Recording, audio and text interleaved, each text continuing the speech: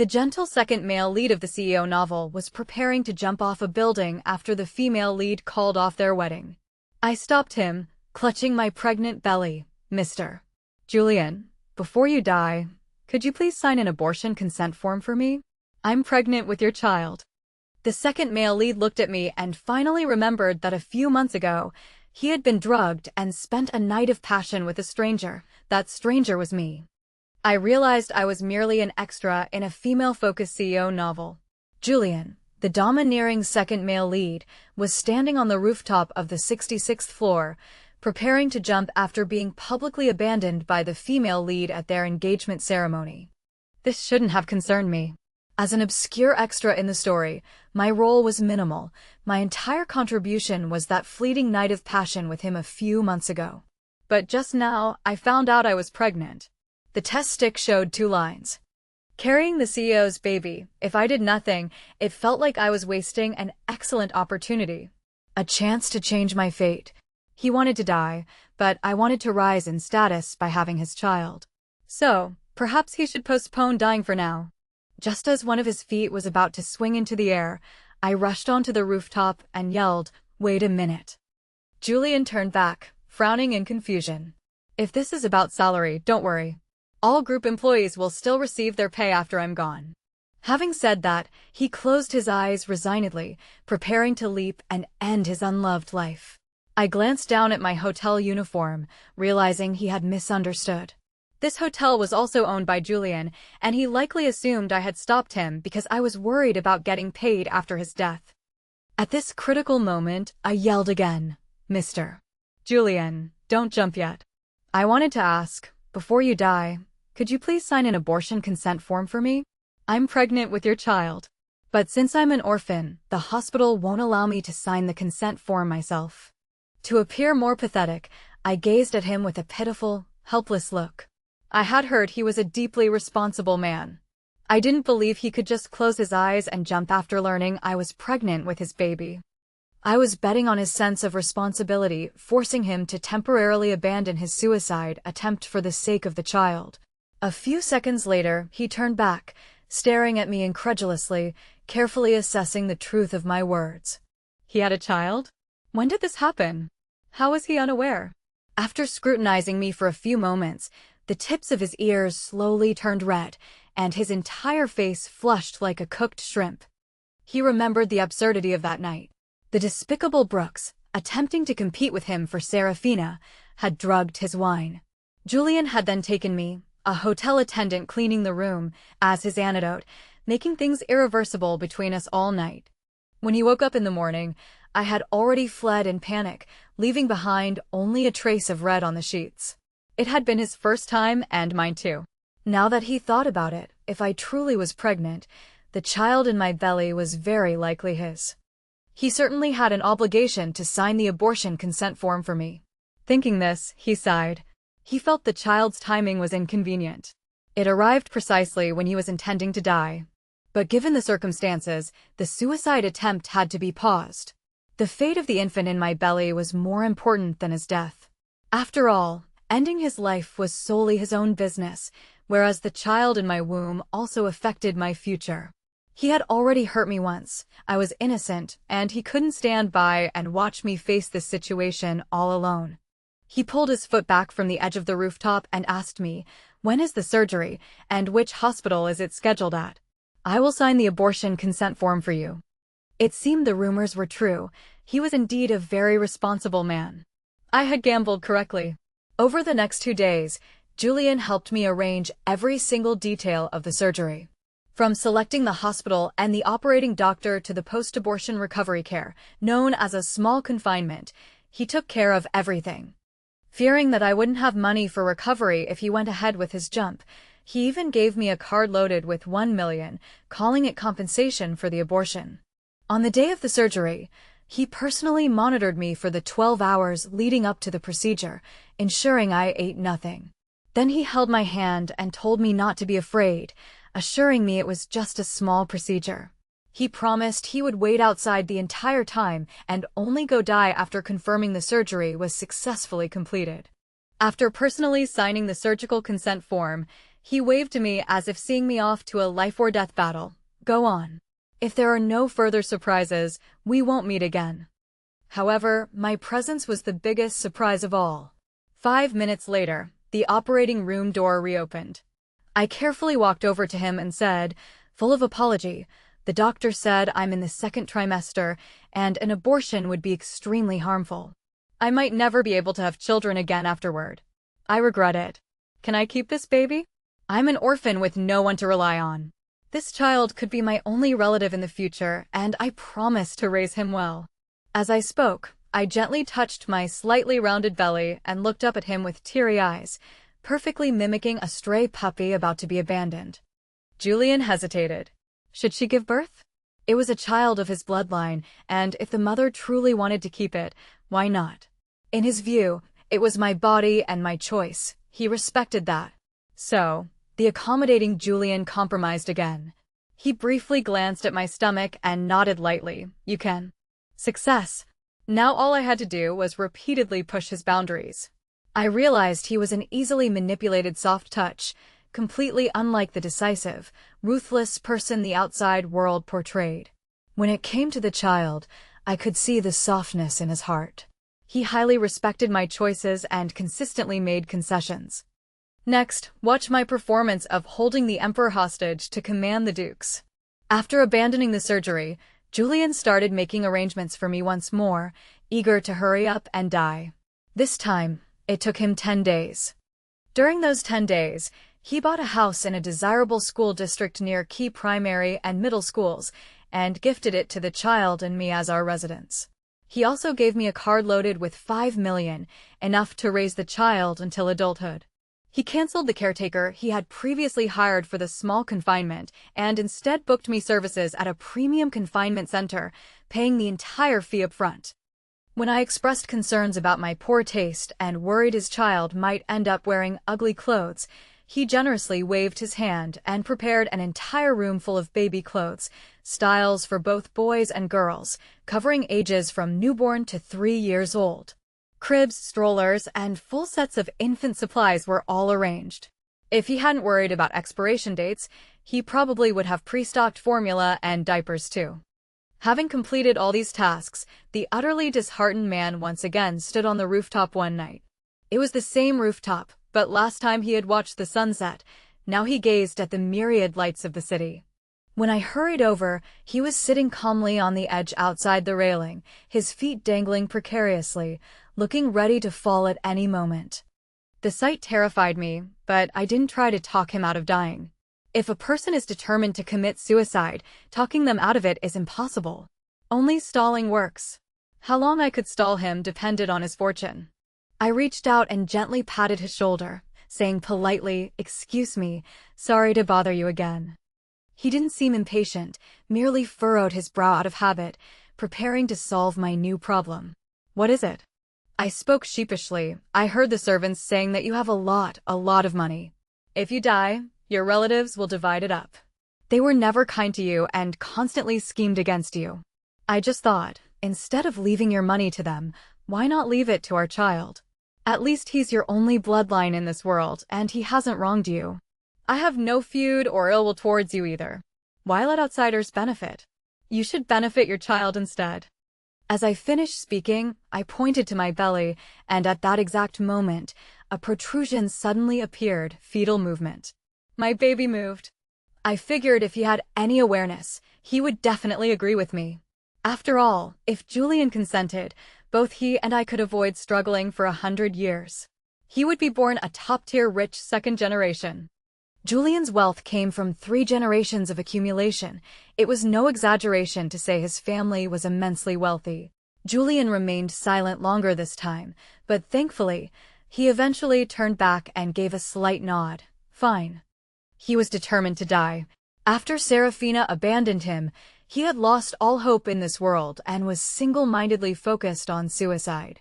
But I wasn't like that, and the child in my belly didn't want to die. We both wanted to live and live well. He felt I made a valid point.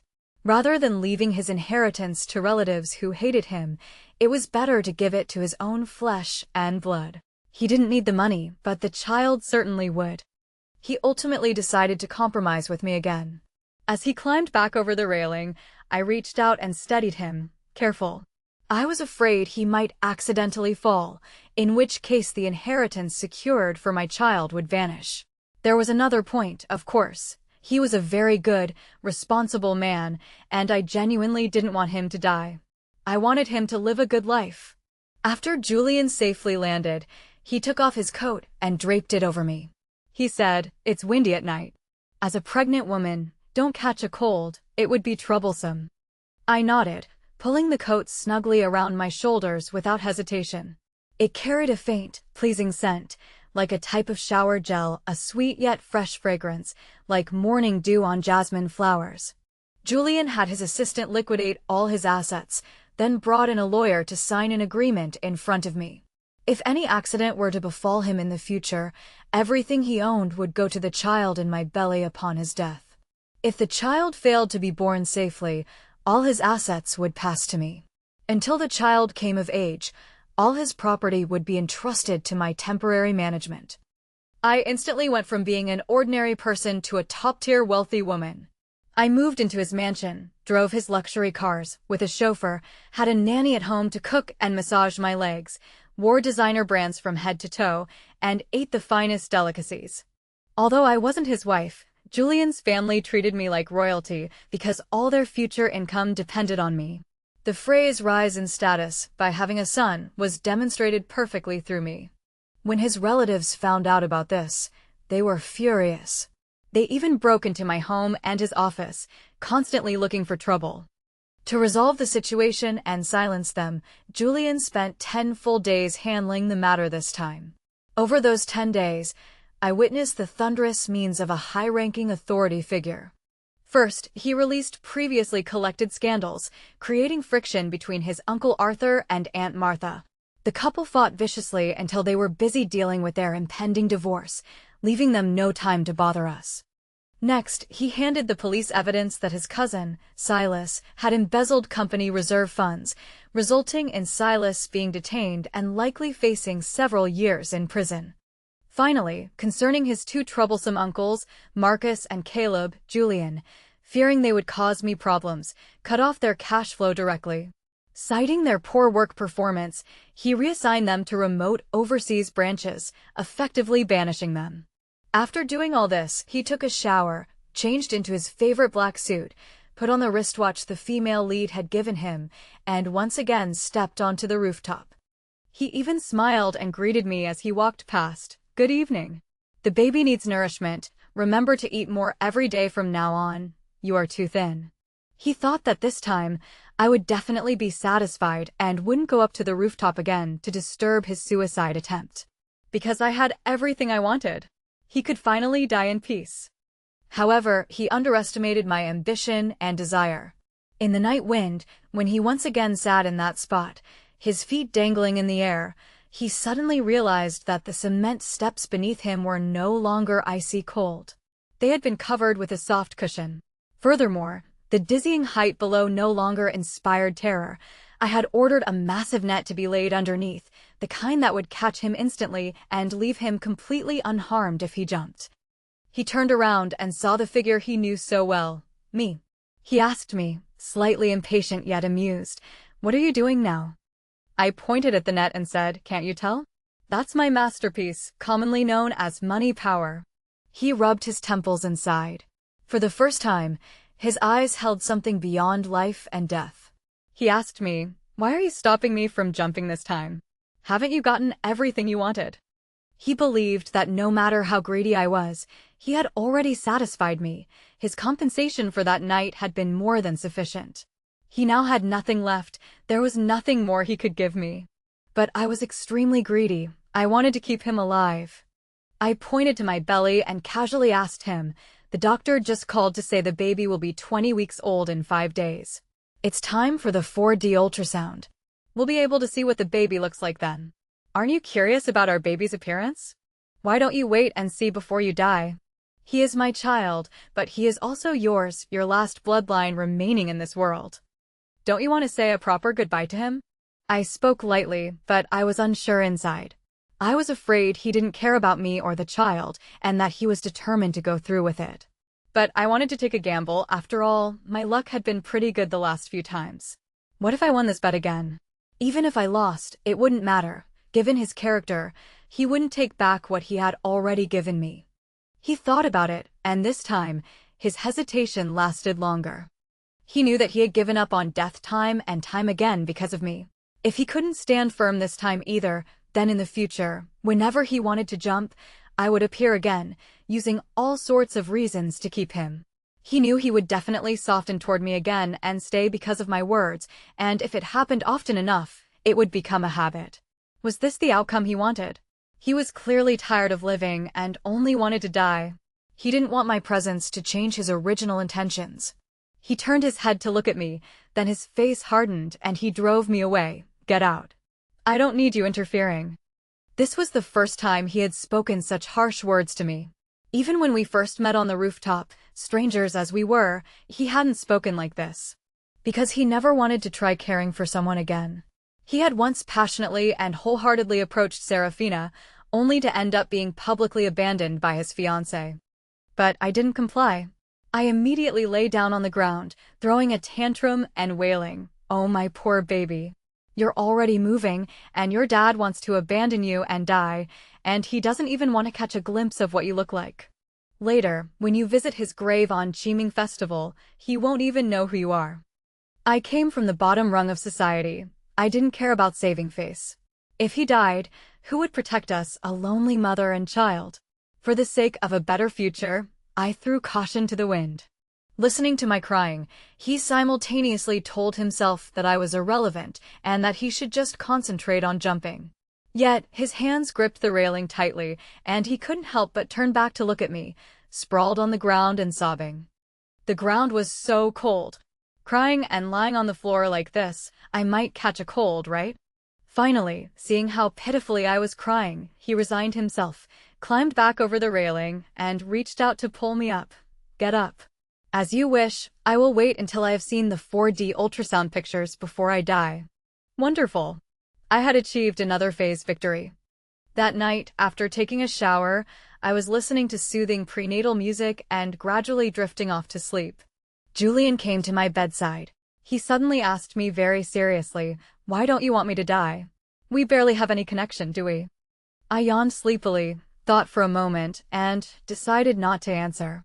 Instead, I placed his hand on my lower abdomen so he could feel the rhythm of the little one kicking inside. Then I told him, "Our baby seems to really like you. As soon as he hears your voice, he gets so excited, it's like he's beating drums and gongs." Whether he was charmed by my description or not, he smiled. It was a very subtle expression, but I caught it. It was the first time I had seen him smile in all this time. He looked very handsome when he smiled, with 2 faint dimples. His palm gently stroked the little life inside my belly, back and forth over my undershirt.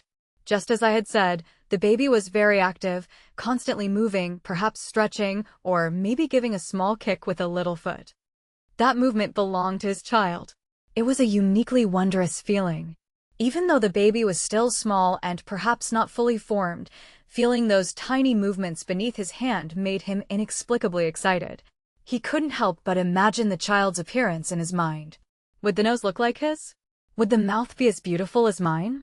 This made him intensely look forward to seeing the child's face on the 4D ultrasound. The power of blood ties became incredibly clear at this moment. He, who had been single-mindedly seeking death, suddenly didn't feel so intent on dying anymore. He even began to contemplate that once the child was born, he could teach him to read and write, and take him to the park to fly kites. The fatherly love he had once yearned for but never received, perhaps his child could receive it from him. While he was lost in his thoughts, and I watched his gaze grow softer and softer, my drowsiness deepened. Then, while he was envisioning the future, I sweetly fell asleep. Seeing that I was fast asleep, Julian gently covered me with the blanket, adjusted the room's air conditioner temperature, and then quietly left my room. What I didn't know was that outside the door, he said to the butler with a sense of relief, "I think I've suddenly found a reason to live. I probably don't need to die anymore." Hearing that he no longer wanted to die, the butler also sighed in relief. That is good news. The Julian family cannot function without you. Julian immediately stopped smiling. The thought of having to shoulder the future of the Julian family made his shoulders feel heavy with 1,000 pounds of responsibility. He felt like dying again. Julian reverted to the person I had seen in the news media. He was as busy as a top spinning 24 hours a day. He woke up at 6 for exercise, ate breakfast at 7, left punctually at 7:30 fully dressed, reviewed the day's schedule with his secretary en route, and then spent his time either on business trips, in meetings, or socializing. It was usually very late whenever he returned. Once, when I woke up in the middle of the night for a snack, I passed his study and noticed he was still in a video conference. I couldn't resist being nosy. While boiling noodles for myself, I made him a small bowl too. I brought it to the study and knocked on the door. "Are you hungry? I made you some noodles too." That was the first time Julian had ever eaten a midnight snack. He said he hadn't had the habit before, but upon smelling the aroma of the noodles, he did feel a slight hunger. The noodles were my specialty, shrimp and fried egg noodles. The Julian family fridge was incredibly well-stocked, so I added plenty of side dishes and a few drops of sesame oil at the end. The smell certainly filled the whole room.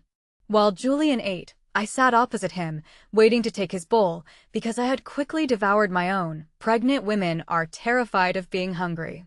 Julian said, "Go to sleep. I'll have Aunt Dorothy wash the bowl tomorrow morning." I yawned and nodded. After only a few steps, I turned back and asked him, "Why are you still working so late? Aren't you tired?"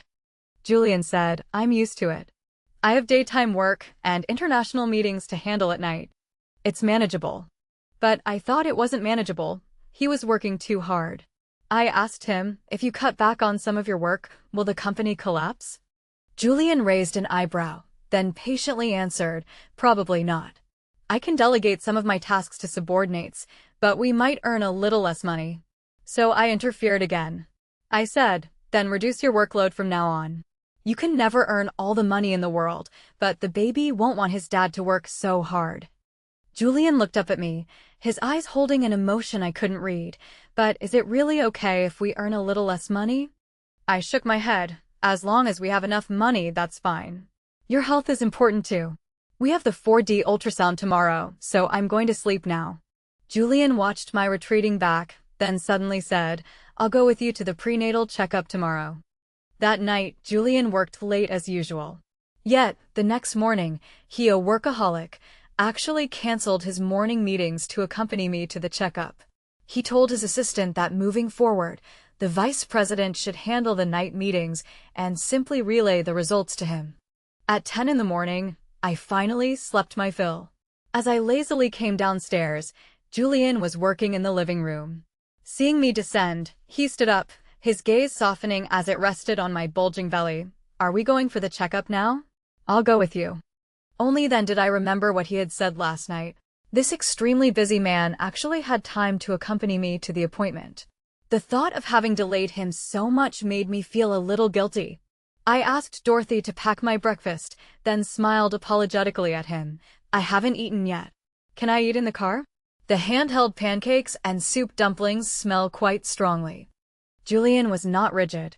Although he had many demands for himself, like never eating in the car or never being picky about food, he didn't impose them on me. He nodded. "A pregnant woman's health is the priority. Just do as you like. But won't eating only the pancake and dumplings be a little dry? Should I ask Aunt Dorothy to heat up a portion of bird's nest soup for you?" "Good idea." Seeing no hint of impatience in him, I pushed my luck. "Yes, please." On the way, it wasn't as awkward as I had expected. Julian hadn't slept well the night before, so he spent the time in the car resting with his eyes closed. He was a very good sleeper, practically falling asleep instantly. Meanwhile, I was like a hungry hamster, vigorously munching on the food in my hands, and quickly ate until I was about 80% full. Yes, even eating that much, I was only 80% full. Since I became pregnant, my appetite had been enormous. My stomach was like a bottomless pit. I could keep eating and eating. I had been a big eater who never gained weight since childhood. Before meeting Julian, I probably never felt truly satisfied. My previous salary certainly couldn't withstand my habit of devouring poultry and seafood at every meal. Now that I had the means, I wanted to eat 10 meals a day. Then the doctor criticized me. He said the fetus in my belly was slightly oversized, and I needed to control my diet somewhat, otherwise, I would have a hard time during labor. I admitted I was a little too greedy. I accepted the advice humbly. Feeling slightly embarrassed in front of Julian, I nodded like a child who had done wrong. I will eat less from now on. Seeing me behave so obediently for once, Julian instinctively reached out and stroked my head. Don't worry.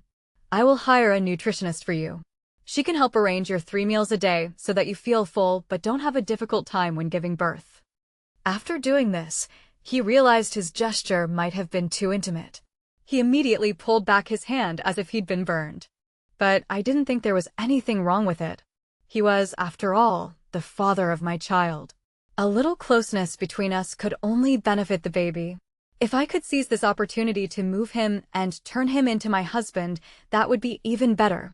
He would become the most stable pillar of support for me and the child. So I grabbed the hand he was trying to withdraw and held it. Thank you for your thoughtfulness, baby's dad. After the baby's 4D ultrasound image came out, Julian held it and looked at it for a long time. Then he asked his secretary to have it framed, intending to place it on his desk in the office. The baby in the photo had a contour very similar to Julian's, but the nose and eyes looked exactly like mine, beautiful, like a doll. We still don't know the gender, but Julian said, if it's a girl, she'll be very beautiful, won't she? If it's a boy, he might be too beautiful. I glared at him. What's wrong with a boy being handsome? He'll have tons of girls chasing him later, so many people will like him. Just like you, I like you quite a lot, actually. Yes, I was subtly confessing my feelings. If he was interested in me too, we could naturally become a couple. If he wasn't, I could just claim I was joking. It was a strategy, ready to advance or retreat. But I was also nervous, afraid of being rejected. If that happened, things between us might be awkward for days, maybe even months. We see each other all the time. So I looked at him anxiously, my fingers involuntarily curling slightly. Julian was stunned, and his reply was completely unexpected. His eyes gradually reddened, and his voice became choked. He stared at me with an intensity that felt like he was burning a hole right through me. Don't lie to me. If you say you like me and then you're just tricking me, I'll jump even faster next time. He had never been genuinely loved. He once had feelings for Serafina and desperately wanted her to like him. But in the end, his feelings meant nothing to Serafina. They were brutally trampled underfoot. He never wanted to experience that feeling again. He hadn't planned on trying to date anyone else. He had retreated fearfully into a shell. But I gently tapped on that shell and told him, stop pretending to sleep. There is someone in this world who loves you. For him, this was like a dying man stumbling upon a free meal dropped from the sky. Seeing how serious he was, I felt a little guilty. I did like him somewhat, but mostly I needed legitimacy. I didn't want my child to be a bastard forever, and I also needed him as my pillar of support. My motives weren't pure. But what was done was done. The arrow was shot. There was no turning back. Worst case scenario, I'd deceive him for life. I'm an excellent actress with a thick skin. So I bit the bullet and replied, I didn't lie to you. I like you. Would you like to try dating me? On the premise that we will marry. Julian turned his head away. He needed to think, but when he looked at me, he couldn't think at all. His mind was filled only with my words. I like you. He had only ever pursued Serafina, and that hadn't gone well. He honestly didn't really know how to interact with girls. If he wasn't willing, then that was that. You can lead a horse to water, but you can't make it drink. The executive car stopped, and after waiting a long time without a reply, I was about to get out when Julian suddenly grabbed my arm. He said seriously, all right, let's date. On the premise that we will marry. When people in their circle found out, they laughed behind his back, saying he had been completely controlled by a gold digger like me, a woman with no background. Julian didn't care. He realized that people could talk all they wanted, but he was the one living his life. He knew best whether I was good for him or not. Every day when he came home from work and saw me sitting on the sofa snacking while waiting for him, that was his most relaxing time. He usually had already eaten dinner while socializing outside. He didn't like snacks, but sometimes he would join me in cracking sunflower seeds. He was very serious about prenatal education. Every night before I fell asleep, he would lean by my pillow and read stories to the baby. He was a very patient father. When the baby was 6 months along, I suddenly started experiencing belated morning sickness, vomiting so violently I felt the world spinning.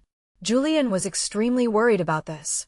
He stayed by my side constantly, and as soon as I started to throw up, he would immediately hold my head to prevent me from choking on the vomit. Looking at my increasingly clumsy body, he would frown worriedly. "Your belly is so big, you must be exhausted, right? Should I buy you a wheelchair?" I laughed. What 6-month pregnant woman uses a wheelchair? It's not that dramatic. The doctor told me to walk more every day. It helps with natural childbirth. Consequently, the first and most important thing Julian did when he came home every evening was accompany me on walks around the yard. He wanted a natural birth, as the doctor said it was the least damaging to the mother, and he was very concerned about my health. He said that in his heart, I and the baby were his only two true family members. The relatives who constantly tried to snatch his assets were not his family at all. As the baby grew bigger, I slept less soundly and was often woken up by the need to urinate. Julian worried that I might accidentally fall when getting up at night without supervision. He voluntarily moved in to sleep with me, installing voice-activated night lights on the walls to illuminate the way when I got up. When he slept next to me, he truly just slept.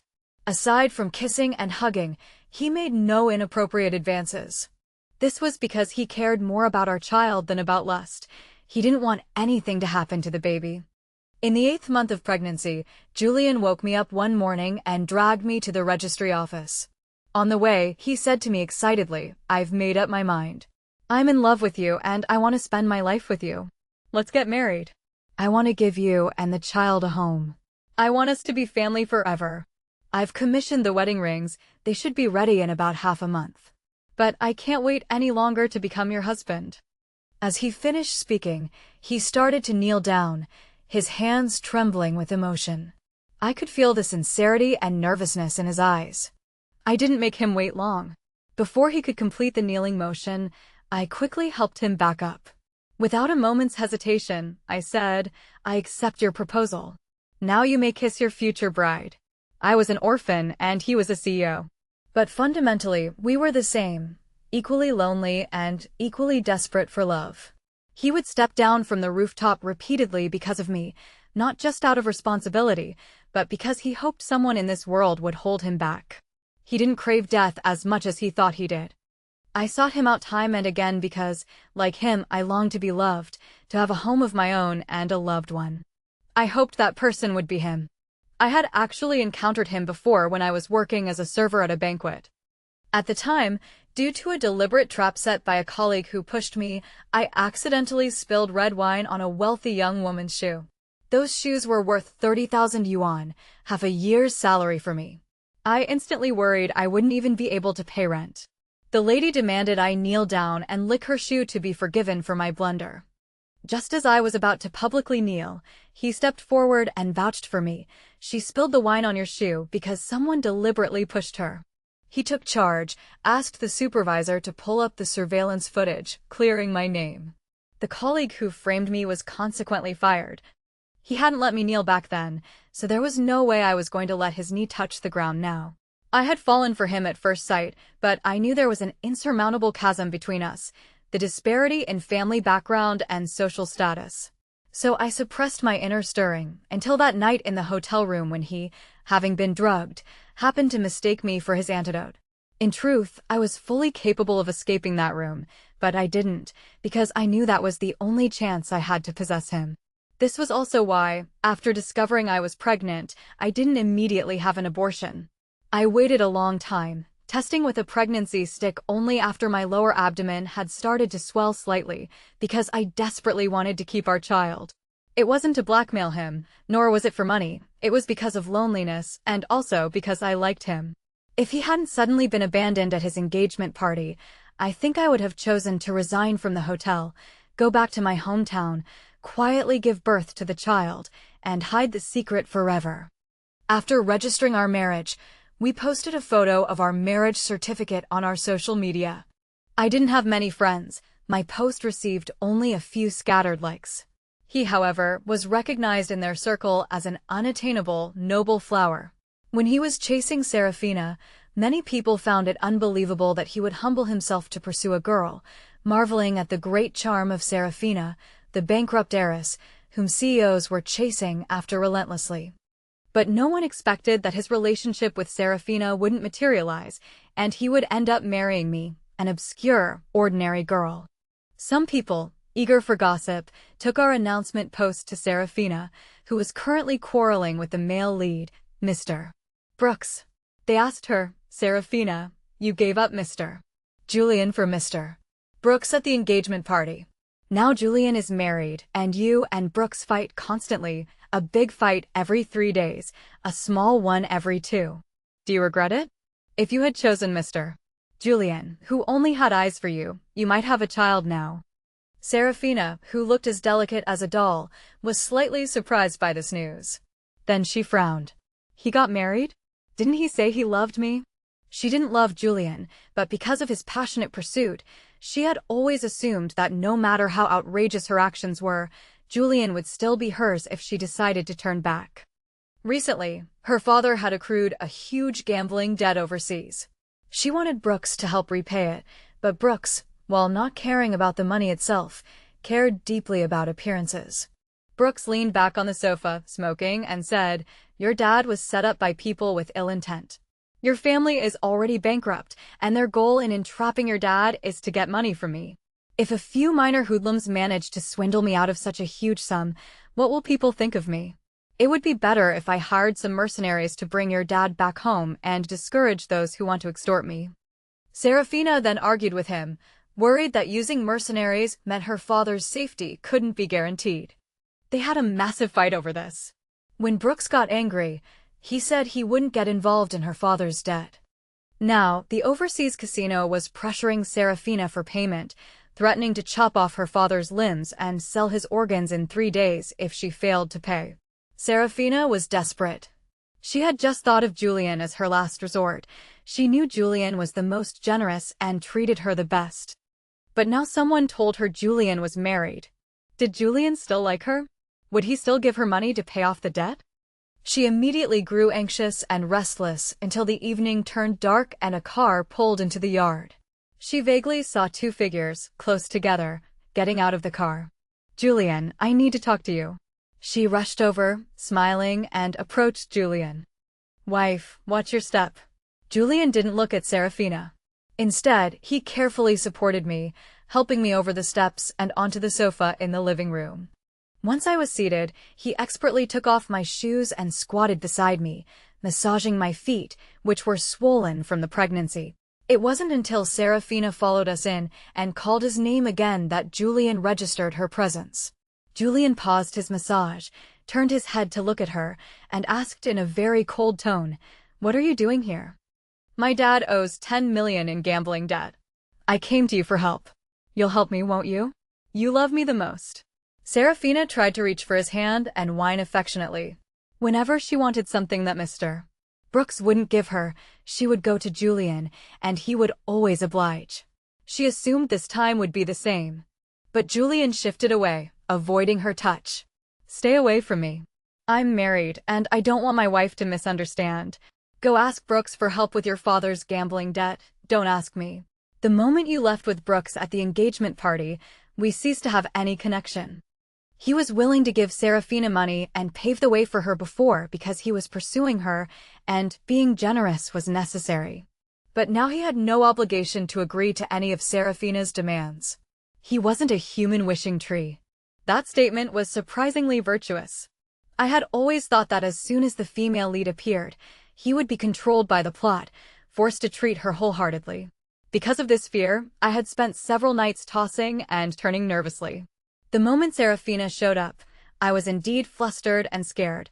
I was afraid she would easily snatch Julian away from me. In that instant, I suddenly remembered, this CEO novel had already run its course.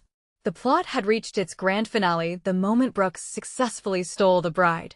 So, all subsequent events were outside the author's control, and thus, Serafina, having lost her female lead halo, no longer held a fatal attraction for Julian. As Julian walked toward me, took my hand, and sat down beside me, he was very nervous, afraid I might misunderstand. Just as he was about to explain, I reached out and wrapped my arms around his sculpted waist, then planted a proprietary kiss on his cheek, before looking provocatively at Serafina. Did you see that? He's mine. He's also the father of my child. Our baby is due any day now. What's the point of coming here to bother him? Julian's eyes shone brightly as he looked at me, like a puppy acknowledged by its owner. He was truly starved for love and desperately needed affirmation. Serafina glanced at my belly, clearly unconvinced. It's just a child. If it weren't for the baby, would he have married you? The person he loves is me. No. I only love my wife, Julian immediately denied, then instantly instructed the butler, please escort Miss Serafina out. No one is to let her in again. She disrupts my wife and me. The butler immediately reached out to usher her away. If Serafina were simply kicked out like this, who would help her father repay his debts? She panicked. For the first time, she pleaded with Julian in a humble voice. Julian, my mistake was running away from our engagement party. But my father is in real danger now. Please save him. If you agree to save him and agree to divorce this woman, I can re-engage with you. We can be together again. Julian's response was to lean his head on my shoulder and repeatedly declare his loyalty. Wifey, there's no way I'd divorce you for her. Wifey, I am innocent. Please don't be angry. Wifey, I won't ever see her again. He grew tense again, afraid that my anger might harm the baby, as I was in my late term of pregnancy, and the doctor had warned me to keep a good mood at all times, otherwise there was a risk of premature labor. I was amused by his attitude once more, and the corners of my mouth curved into a smile. Seeing she was about to be escorted out, Serafina was unwilling to give up. Clinging to the glass door, she shouted at Julian, "Don't let her fool you.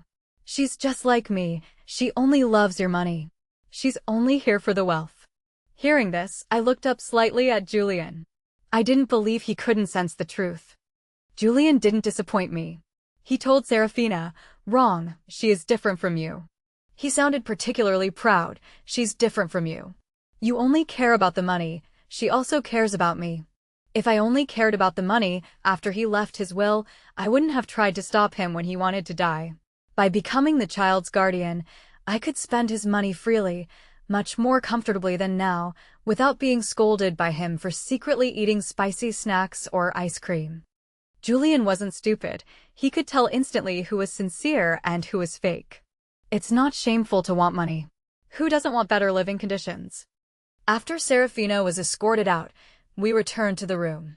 Just like every other day, Julian held me and patiently read to the baby for prenatal education. His voice was warm and deep, and I quickly yawned and fell into a deep sleep. Julian lowered his head and watched me for a long, long time. He reached out and intertwined his fingers with mine. "Thank you for appearing in my life. I should have died the day she ran away from our engagement." After I reached 38 weeks of pregnancy, Julian changed his workspace to the hotel adjacent to my expected delivery place. The hotel was less than 20 meters in a straight line from the hospital. Every day, apart from meetings and necessary business engagements, he stayed in the hotel room guarding me and the baby, constantly awaiting the child's arrival. Finally, one day at 39 weeks, when I sneaked out of the hotel to buy a starchy sausage at the convenience store, my water suddenly broke. Kind passersby helped take me to the hospital next door. By the time Julian rushed over, I was already delivering the baby in the labor room. Because I had exercised daily, the delivery was very quick. I was wheeled out of the delivery room in less than half an hour. There were no episiotomies, no tears. Everything went incredibly smoothly. The baby weighed 6.5 gene, approximate 6 pounds, and was a girl. She looked more and more like Julian, practically identical to his childhood photos. Julian looked at the child, then at me, treasuring the moment immensely. He was so emotional his voice cracked. "Wifey, thank you for giving me a daughter. Thank you for showing up on that rooftop that day and letting me know that I am worthy of being loved, too." All he had ever sought was for someone in this world to love him, rather than just caring about his money. Until he met me, a woman who loved money, but also offered her sincere heart to love him. I knew we would stay happy forever because we were kindred spirits, both having endured long periods of loneliness, yet still yearning for marriage and romance. For a long time after that, we were inseparable. Until one time, when his clinginess was almost driving me crazy, I couldn't resist joking, "You haven't left the house in 10 days. Didn't you like jumping off buildings? Why don't you go jump one now? Our baby hasn't seen that hobby of yours yet." Hearing this, he held me tightly in his arms. He said, "As long as there is someone in this world who loves me, I don't want to die. Now, I just want to stay and take good care of you and the baby."